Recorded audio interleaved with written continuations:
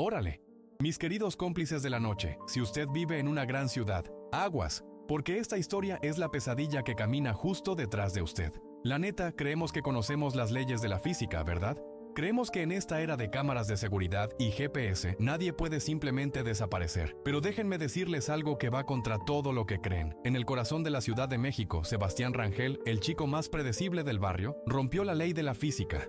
Se esfumó en un parpadeo, en un tramo de apenas 42 metros entre dos lentes de vigilancia. Es el truco de magia más escalofriante jamás documentado. Pónganse truchas, porque este caso no solo es un misterio de desaparición, es una prueba de que, a veces, los hijos más tranquilos son los que guardan los secretos más explosivos. ¿Fue un secuestro relámpago tan perfecto que no dejó ni un rasguño en el asfalto? ¿O fue Sebastián, el estudiante modelo, el que nos engañó a todos, planeando una fuga con la precisión de un ingeniero de software? Durante 2 años, esta pregunta fue una herida abierta para su familia, un expediente frío para la policía. Pero hoy, les voy a demostrar que la mentira tiene patas cortas y que la tecnología, esa que nos tiene tan enchufados, no pudo ocultar la verdad para siempre. La recompensa es esta. En los próximos minutos vamos a desmenuzar las pistas crípticas que dejó su celular. Vamos a confrontar al misterioso doble que usó su identidad a las 3 de la mañana. Y finalmente vamos a llegar a un video anónimo. Ese video que la policía ha guardado bajo 7 llaves, que se grabó a 1000 kilómetros de la desaparición y que capturó los últimos segundos de Sebastián Rangel, justo cuando estaba a punto de tomar una decisión que lo cambiaría todo. Prepárense, porque esta historia no termina con una conclusión feliz. Termina con la evidencia más confusa, aterradora e irrefutable de que Sebastián no huyó de un problema, sino que huyó de una solución. Venga, acompáñenme a descifrar el video que México no puede explicar. ¡Órale! Mis queridos cómplices de la noche, si pensaban que ya lo habían visto todo en materia de desapariciones urbanas, agárrense fuerte, porque lo que vamos a desgranar hoy es, francamente, un dolor de cabeza para cualquier detective, sea de la colonia o de la fiscalía. Miren, en las calles de esta nuestra amada, caótica y bellísima Ciudad de México, desaparece gente, es la triste realidad. Pero, ¿a poco no? La mayoría de las veces hay un rastro, una bronca, un pleito, un coche a toda velocidad, un ahí se va que se arrepiente. En el caso que hoy nos ocupa, el de Sebastián Rangel, no hay nada de eso. ¡Qué barbaridad! Este no es un misterio de kilómetros o de fronteras. Es una esfumación de apenas 42 metros. 42 metros que, a día de hoy, nadie, absolutamente nadie puede explicar. El reloj marcaba las 18:09 horas de un jueves que parecía de lo más normal. Un día soleado, de esos que te regalan un atardecer naranja quemado sobre los volcanes. Las cámaras de seguridad del barrio de Narvarte, una de esas colonias que parecen tranquilas pero que, ay nanita, guardan secretos, capturaron la figura de un joven, el mismísimo Sebastián, caminando a paso ligero, con su mochila a la espalda. La imagen es nítida, se ve que trae prisa, quizás por llegar a cenar o porque la mamá, mi hijita, ya le había mandado un par de mentadas de madre por WhatsApp. Lo vemos tan campante con esa rutina aburrida y predecible de un chico de su edad. Lo ven nuestros ojos, lo ven los técnicos de la policía y lo ven los peritos cuadro por cuadro. Sebastián camina y, como dicta su camino diario, se acerca a la esquina donde la calle de Xochicalco se encuentra con la de La Morena. En un parpadeo justo donde termina el alcance de la primera cámara, él gira. Ahora pónganse abusados. Aquí viene el truco de magia más escalofriante jamás documentado. A 3 segundos exactos de que Sebastián giró en esa esquina, otra cámara, perfectamente alineada y enfocada a escasos 42 metros de distancia, debió haberlo capturado. La lógica, la física, la geometría, todo dice que debía aparecer ahí, saliendo del punto ciego del giro y continuando su ruta. Pero no, ¿pues qué creen? Sebastián Rangel no apareció, ni a los 3 segundos, ni a los 10, ni a los 20 minutos. El metraje es revisado una y otra vez, con zoom, en cámara lenta, con filtros de todo tipo. El resultado es el mismo: un callejón vacío. En esa pequeña porción de calle, mis amigos, no había portones abiertos, ni callejones angostos que permitieran un desvío, ni carros estacionados que sirvieran de escondite. Tampoco había un solo coche en movimiento que pudiera haberlo levantado. La calle estaba, como decimos por acá, más pelada que rodilla de indigente, es decir, desierta. Si se hubiera tropezado y caído, el cuerpo se vería. Si lo hubieran subido a la fuerza, habría un forcejeo, una sombra, algo. Pero de este muchacho, entre el momento en que giró la esquina y el momento en que debió entrar en el campo visual de la siguiente lente, no quedó ni el polvo. Desapareció como una estampita en un charco. Y sinceramente, ustedes no se imaginan el tipo de vida que tenía este joven. Un detalle crucial que hace de su desaparición en esos malditos 42 metros. Un misterio imposible que nos obliga a preguntarnos, ¿quién diablos era Sebastián Rangel? No me digan que no. Cuando uno se topa con un caso de desaparición, lo primero que busca, casi por instinto, es la carnada fácil. El pleito con narcos, el amorío prohibido, la deuda de juego, la vida doble. Es el guión que conocemos. Pero aquí, mi gente, la realidad nos dio un plot twist que nadie se esperaba, porque Sebastián Rangel no era nada de eso. Era, para usar el lenguaje de su propia madre, un sol de muchacho. Tenía apenas 16 años y en un mundo donde los adolescentes viven pegados a la adrenalina y al desorden, él era la excepción, la mosca blanca. Era el epítome del buen estudiante, con calificaciones que daban envidia y una rutina más rígida que una regla de metal. Sebastián vivía, en esencia, en un triángulo sagrado: su casa, la escuela y el entrenamiento de fútbol amateur 2 veces por semana. De ahí no se salía, no señor. Era un chavo reservado, de esos que hablan poco, pero dicen mucho. Su gran pasión, lo que lo sacaba un poquito de su burbuja de libros y horarios, era la fotografía. Tenía una cámara vieja, de esas análogas, y se la pasaba cazando luces y sombras por la colonia, siempre solo, siempre tranquilo. La gente del barrio lo recuerda como una sombra discreta. Saludaba con respeto, nunca se metía en líos, y si alguien le ofrecía un cigarro o una cerveza, él simplemente decía: «No, gracias, ahorita no», y seguía su camino. Miren, en estos casos, la presión familiar a veces disfraza la verdad, ¿verdad que sí? Pero en el caso de Sebastián, la descripción que daba su gente era coherente con todo lo que la policía pudo verificar. Su meta en la vida no era la fiesta ni el relajo. Él soñaba con estudiar ingeniería de software en el Politécnico. Tenía ya hasta la carpeta de preinscripción lista. Era, en palabras de su papá, extremadamente responsable. Si se iba a tardar 5 minutos, mandaba un mensaje. Si la práctica terminaba tarde, llamaba. ¿Qué cosa? Este muchacho nunca, jamás, se ausentó sin avisar. Y es precisamente esa responsabilidad casi obsesiva la que hace que su desaparición en esos 42 metros sea un rompecabezas tan amargo. Si Sebastián se hubiera ido por su cuenta, si hubiera huido, hubiera sido planeado, metódico, habría dejado una nota, o al menos habría borrado sus huellas con el mismo rigor que aplicaba a sus deberes escolares. Pero no, su familia jura y perjura. Sebastián nunca quiso meterse en problemas, él siempre volvía a casa. Este es el retrato de un adolescente sin enemigos, sin deudas, sin una vida secreta que pudiera justificar que, de pronto, se volatilizara sin dejar rastro en una calle transitada. Vaya dilema. Porque si el chico era tan predecible, ¿qué fuerza desconocida fue capaz de sacarlo de su camino en un instante? ¿Y saben qué es lo peor de todo? Los últimos mensajes que mandó esa tarde nos dan una pista de que, tal vez, su rutina estaba a punto de romperse. Fíjense bien en esto, porque los detalles son la carnada que muerden los secretos. La última tarde en la que vimos a Sebastián Rangel fue, como ya dijimos, un jueves de rutina, de esos que parecen hechos en serie. Salió de la escuela preparatoria a las 17:30 en punto. Lo normal. El primer eslabón que se rompe, pero que en el momento nadie vio como un gran pedo, fue un mensaje, un audio de apenas 3 segundos que le envió a su madre, doña Elena. La voz de Sebastián, siempre tranquila, un poco monótona, decía: «Ya voy, ma, no me tardo». Una frase de manual, ¿no?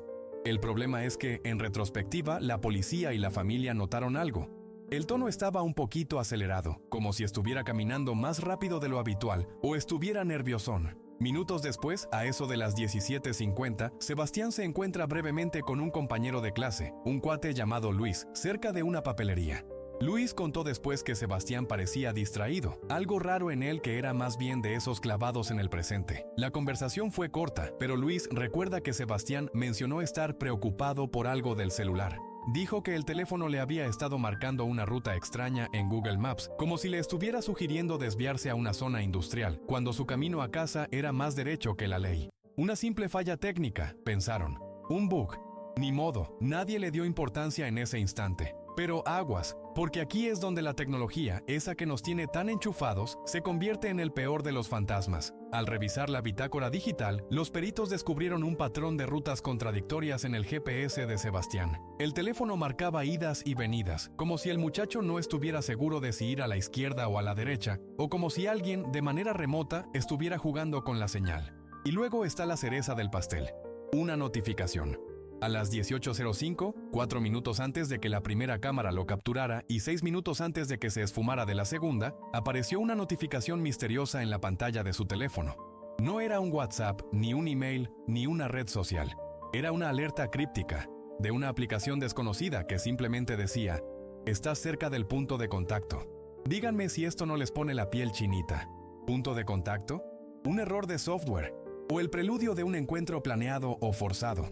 Este detalle, que en la vorágine de la investigación inicial fue catalogado como spam o una falla, es, para algunos investigadores privados, la clave de todo. Es el momento en que la rutina de Sebastián Rangel, el chico de los horarios milimétricos, se cruzó con algo que no estaba en su agenda. Estaba distraído, preocupado por el celular, y a escasos metros de desvanecerse, su aparato le avisó que estaba llegando al lugar de un encuentro. Lo que sucedió después, en esos 42 metros, es la respuesta a qué significaba esa notificación. Pero para eso, híjole, tenemos que revisar el metraje con ojos de águila. Miren, ¿qué cosa? La Narvarte, por donde caminaba Sebastián, es una colonia de clase media, de casas viejas y edificios nuevos, y sobre todo, una zona con una densidad de cámaras de seguridad, tanto públicas como privadas, que pa' qué les cuento. Es un ojo omnipresente que, en teoría, debería grabar hasta el vuelo de una mosca, y así fue. La policía, ya se la saben. Se echó un clavado en el C5 y en los videos de los vecinos, armando una secuencia de fotogramas que dibujan el trayecto de Sebastián con una precisión escalofriante. Lo tienen en el metro, lo tienen saliendo de la escuela, lo tienen comprando una botella de agua, y luego, a las 18:09, aparece en la primera cámara, la del negocio de tortillas de la esquina. Ahí está, clarito, girando hacia la calle de La Morena, justo en el punto de transición. El siguiente fotograma clave debía ser de una cámara ubicada a la entrada de un garage a unos 42 metros de distancia. Una cámara que, por la Virgen Santísima, tiene un ángulo de visión amplio y que nunca, pero nunca, ha fallado en registrar el paso de peatones. Los técnicos, esos peritos forenses de video, gente cabrona y meticulosa, se dedicaron a hacer lo que llaman una reconstrucción de continuidad. Es como armar un rompecabezas digital donde cada píxel cuenta. Revisaron la velocidad promedio de Sebastián caminando, cronometraron el tiempo exacto que le tomaría cubrir esos 42 metros, aproximadamente 3.2 segundos, y lo compararon con el timestamp de la segunda cámara. No había manera de equivocarse. Incluso si hubiera corrido, si se hubiera detenido a amarrarse las agujetas, el cuerpo, algo, debería haber quedado registrado. Aquí es donde el misterio pasa de ser un caso de persona desaparecida a un acertijo físico que desafía toda lógica. Los policías de campo barrieron la zona. No inventen, ni un bache profundo, ni un portón de servicio que dé a un patio trasero, ni siquiera un árbol con ramas lo suficientemente tupidas como para cubrir a un joven de 1,70 m. No había vehículos estacionados en ese tramo, no hubo un evento sísmico, no hubo una interrupción eléctrica que pudiera haber afectado a la cámara.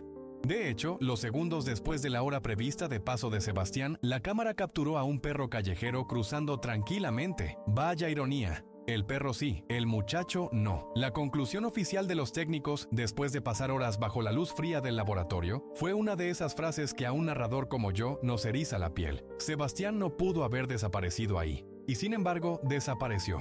Es un puro y duro misterio de la nada. Sin rastros de violencia, sin gritos, sin forcejeos, sin un alma que lo viera ser subido o desviado. Es como si la tierra se lo hubiera tragado. Pero, ¡ay Dios mío! El celular de Sebastián no desapareció con él. Y lo que se encontró después, ahí sí que se va a poner buena la cosa. Contradice por completo la idea de un self-desvanecimiento instantáneo. Híjole, la desesperación de la familia en las primeras 48 horas era algo que, no me dejarán mentir, te parte el alma. México es un país donde cada minuto cuenta. Y cuando Sebastián no apareció, la colonia se movilizó de inmediato. 2 días después de que el joven se desvaneciera en esos pinches 42 metros, vino el primer hallazgo que, en lugar de aclarar el panorama, lo oscureció todavía más. Su teléfono móvil fue encontrado. ¿Dónde? A 3 kilómetros de distancia del último punto de registro en Narvarte. No estaba en un basurero, ni escondido. Fue hallado sobre el barandal de un puente peatonal que cruza una de las avenidas más grandes de la ciudad, en la colonia Viaducto Piedad. Un rollo totalmente opuesto a su ruta habitual. El celular, un modelo modesto pero funcional, tenía la pantalla hecha añicos, como si lo hubieran lanzado contra el suelo o golpeado. Sin embargo, increíblemente, seguía encendido. Los peritos de la fiscalía se dedicaron a exprimir la memoria de ese aparato como si fuera un limón. Y lo que encontraron ahí, amigos, es el verdadero corazón de este misterio digital. El GPS, ese que Sebastián miraba con preocupación, marcaba rutas contradictorias entre las 18:07 y las 18:10. Como si el teléfono hubiera viajado en zigzag o a una velocidad imposible para un peatón, para luego detenerse bruscamente, justo a la hora de la desaparición. Es una cosa de locos. Pero hay más. La última foto registrada en la memoria, tomada a las 18:08, no era una selfie ni un paisaje. Era una toma en ángulo picado de un pinche poste de luz. ¿Por qué demonios un chico que amaba la fotografía artística tomaría una foto tan gacha y sin sentido en un momento de crisis? Lo más perturbador fue el último audio. Activado por error o a propósito, el micrófono captó apenas 3 segundos de sonido ambiente. No había voces. Solo el ruido inconfundible de pasos apurados, casi corriendo, y luego un golpe seco, que podría ser el teléfono cayendo o siendo aventado. Y para colmo, encontraron una nota, escrita en la aplicación de notas a las 18:06, justo después de esa notificación siniestra que les conté antes. El texto era breve y desesperado. Creo que me siguen. Ahora pónganse truchas. Si Sebastián estaba siendo seguido o amenazado, ¿por qué iría a un puente peatonal en una zona ajena a su trayecto? ¿Por qué dejaría su único medio de comunicación en el barandal? La única ruta lógica para que el teléfono llegara ahí tan rápido, dada la hora de su desaparición, era a bordo de un automóvil que circulaba a alta velocidad por la avenida principal. Esto descartó el desvanecimiento espontáneo y abrió una ventana. Alguien más manipuló el celular. ¿Pero quién? ¿Un secuestrador que lo tira para despistar? ¿O el mismo Sebastián, que se deshizo de él como si fuera una brasa que le quemaba las manos? La neta, este teléfono es un testigo mudo que nos grita que el chico estaba en problemas, pero nos susurra pistas tan confusas que el público, y con razón, comenzó a echar a volar la imaginación. Está cañón. Cuando un rostro se vuelve viral en los postes de luz y en las redes sociales, ocurre un fenómeno psicológico bien curioso y a la vez desesperante: la psicosis colectiva.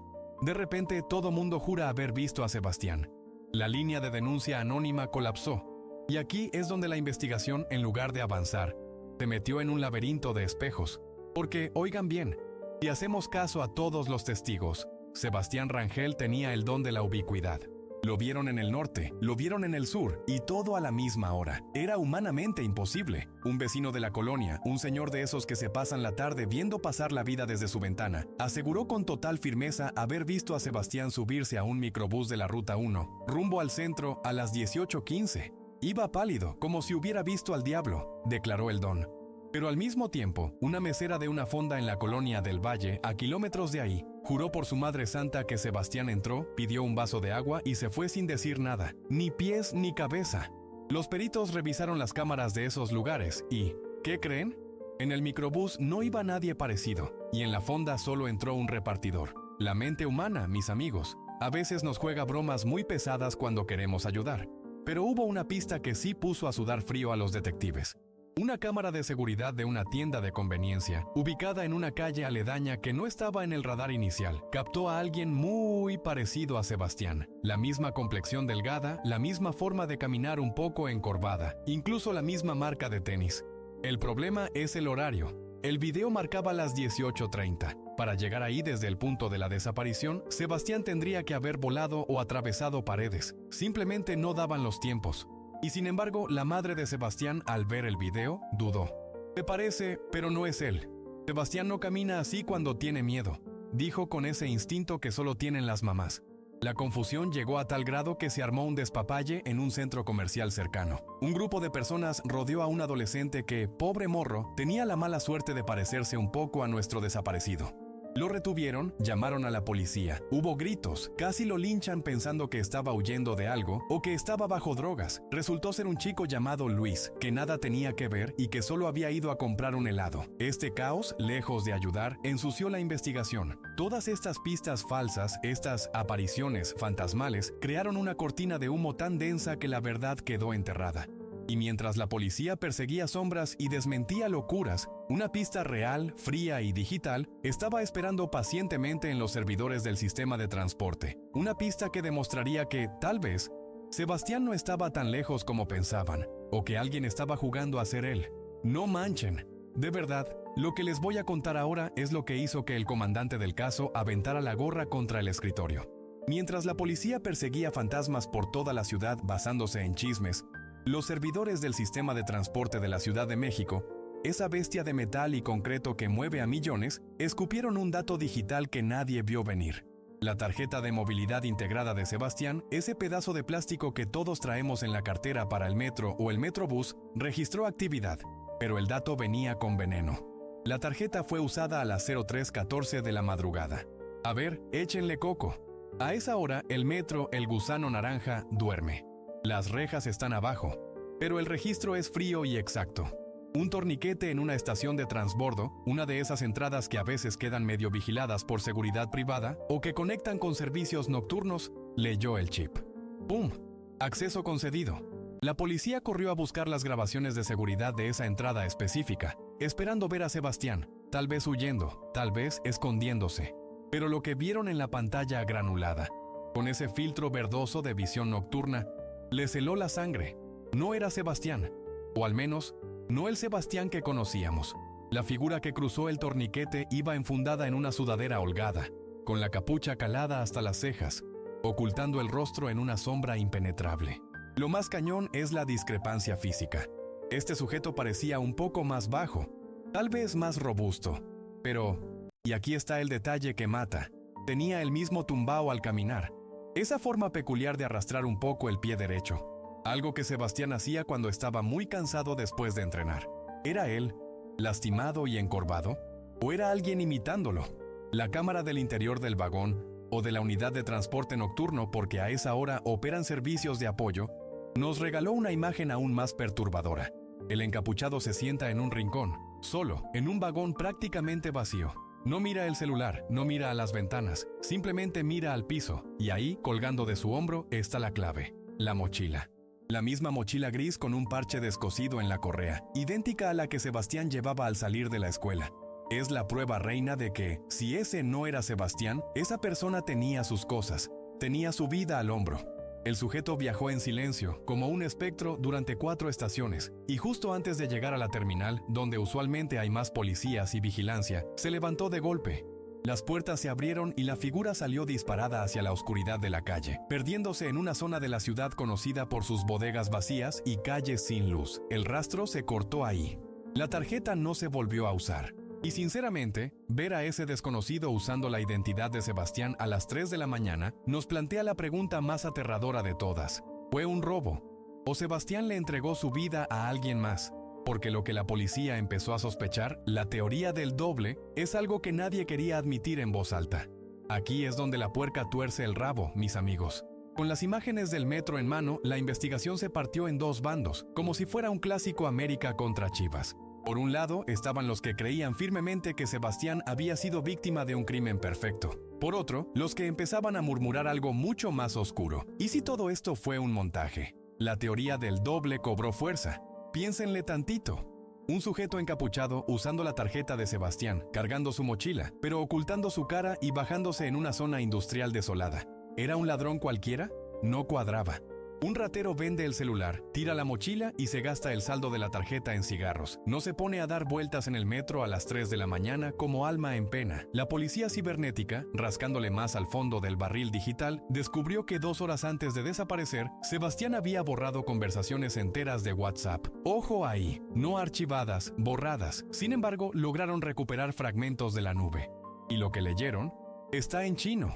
Eran mensajes con un usuario no guardado, puros números, donde se leían frases cortadas como «Ya tienes la mochila, el cambio es a las 6 y no puedo fallar». Para los escépticos, esto era la prueba reina de una fuga voluntaria.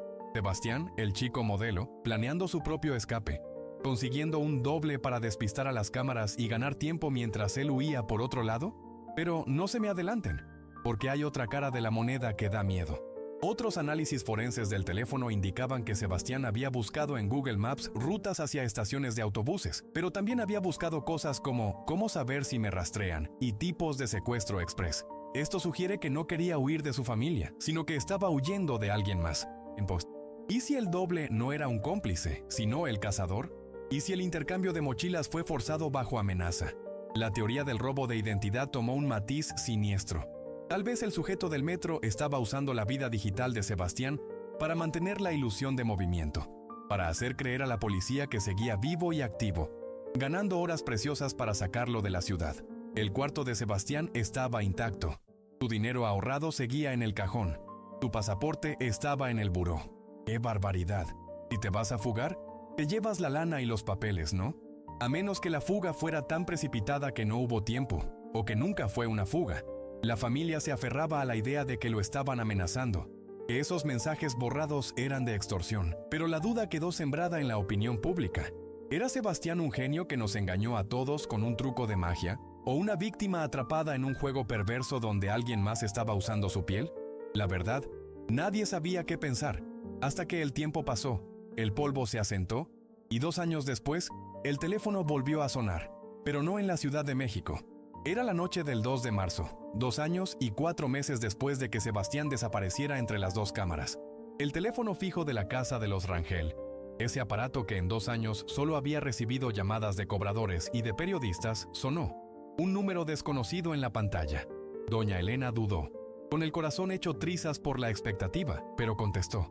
Y la voz que escuchó del otro lado, por apenas unos segundos, fue como un rayo en la oscuridad.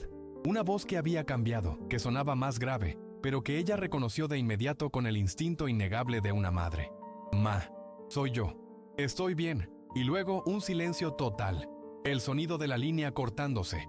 ¡Qué impotencia! La noticia fue un terremoto emocional. La policía, reaccionando de inmediato, logró rastrear el origen de esa llamada fugaz. El punto era un teléfono público en una esquina de la ciudad de Monterrey, Nuevo León. Imagínense el brinco. De la caótica, siempre despierta Ciudad de México a la industrial y seca Monterrey. Un viaje de casi 1000 kilómetros. Esto, por fin, confirmaba una cosa. Sebastián estaba vivo. Pero, ¿por qué llamar solo para decir eso? ¿Por qué cortar tan rápido? Los detectives se coordinaron con las autoridades regias. Encontraron el teléfono. Una empleada de una farmacia que estaba justo enfrente testificó. Describió a un joven. Estaba muy nervioso. No se quitaba la gorra. Hablaba rapidísimo, como si lo estuvieran cronometrando. La mujer dijo que el muchacho pagó la llamada y salió corriendo, mirando constantemente por encima del hombro, como un tecolote asustado. En su apuro dejó caer un papelito al suelo. La empleada, sin saber el tesoro que tenía en las manos, lo recogió. Cuando la policía vio ese papel, supieron que no había duda. El dibujo no era una nota de amenaza ni un mapa. Era un dibujo infantil, simple, que representaba un sol sonriente con 3 rayas a cada lado. Un patrón exacto que Sebastián dibujaba obsesivamente en sus cuadernos de kinder. Era su firma indudable, el único mensaje que podía enviar sin ser rastreado digitalmente. ¡Qué detalle tan desgarrador! Sebastián estaba vivo, pero seguía en la clandestinidad, comunicándose con la única clave que solo su madre entendería. Esta llamada no fue un reencuentro, fue el inicio de una nueva búsqueda, una que nos llevaría a una cámara de estacionamiento en esa misma ciudad, a un video que, de verdad, amigos, el país entero no pudo ni puede explicar. Miren bien esto, 6 meses después de esa llamada fugaz que confirmaba que Sebastián estaba vivo, la policía de la Ciudad de México recibió un paquete anónimo. Dentro, una memoria USB con un único archivo de video. El remitente nunca fue identificado. La grabación venía de una cámara de seguridad de un estacionamiento privado en una zona de bodegas en las afueras de Monterrey. El video es granulado, nocturno, con ese juego de luces amarillentas de las farolas que hacen que todo parezca un secreto a voces. En el metraje aparece un joven. Su complexión, ahora un poco más adulta y espigada, encaja con la edad que tendría Sebastián. Pero lo que no deja lugar a dudas es el andar. Ese balanceo ligero y familiar que la familia y la policía ya conocían de los videos viejos. Y sí, no podía faltar.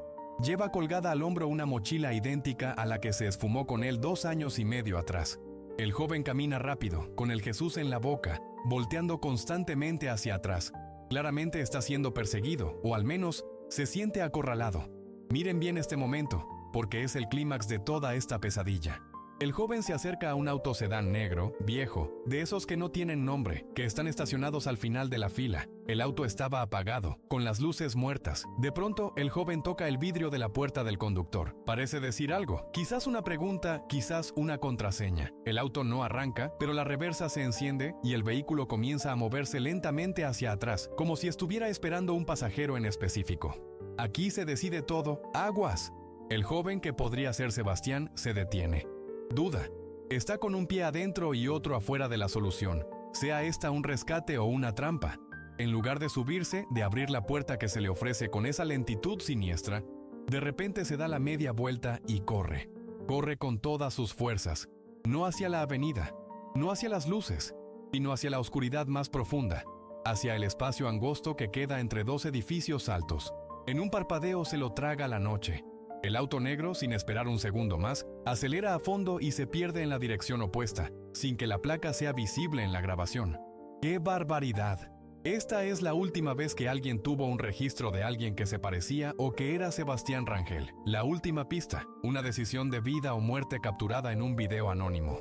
La neta, este final abierto es la cruda realidad de este caso que nos ha enseñado que a veces, huir de una solución es la única forma de sobrevivir.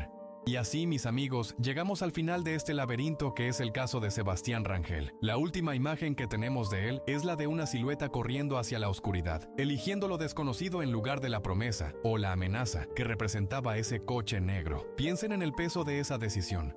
¿Qué vieron sus ojos en el vidrio polarizado del auto? ¿Qué le hizo elegir la noche, la soledad y la persecución, antes que subirse a esa máquina que tal vez lo esperaba? La neta, la policía lo catalogó como una fuga voluntaria. Pero yo les pregunto, ¿por qué alguien que está a salvo huye de la salvación? La historia de Sebastián no solo revela un fallo en las cámaras de seguridad, revela que fallamos nosotros al no ver los pequeños signos. El audio acelerado, la preocupación por el celular, la nota de «creo que me siguen», son los susurros de la vida real que siempre ignoramos hasta que se convierten en un grito. Este caso es un espejo. Nos muestra que, a veces, las tragedias no son un relámpago que cae del cielo, sino una suma de decisiones humanas, miedos ocultos y la certeza de que la amenaza siempre está un paso adelante. Ahora échenle coco y participen en este debate, porque su opinión es la pieza que le falta a este rompecabezas. ¿Creen que ese auto negro era el peligro que Sebastián temía? ¿O era la única salida de la situación que lo había obligado a desaparecer 2 años atrás? Si Sebastián estaba siendo vigilado desde el principio, ¿cuál fue el detalle que la familia y la policía ignoraron en esos 42 metros iniciales? Y la pregunta que duele, ¿creen que Sebastián Rangel encontró la paz o la justicia al correr hacia las sombras? Dejen su comentario aquí abajo. Cuéntenos qué harían en esa esquina de Monterrey. O si en su vida diaria ven señales que les recuerdan la urgencia de prestar más atención. Queremos que esta conversación siga viva. Si estas historias les dan patrones, les dan lecciones valiosas para la vida real, entonces no olviden suscribirse a nuestro canal. Activen esa campanita, porque cada nuevo caso trae consigo pistas y lecciones que, quién sabe, tal vez un día puedan hacer la diferencia entre un susto y una tragedia.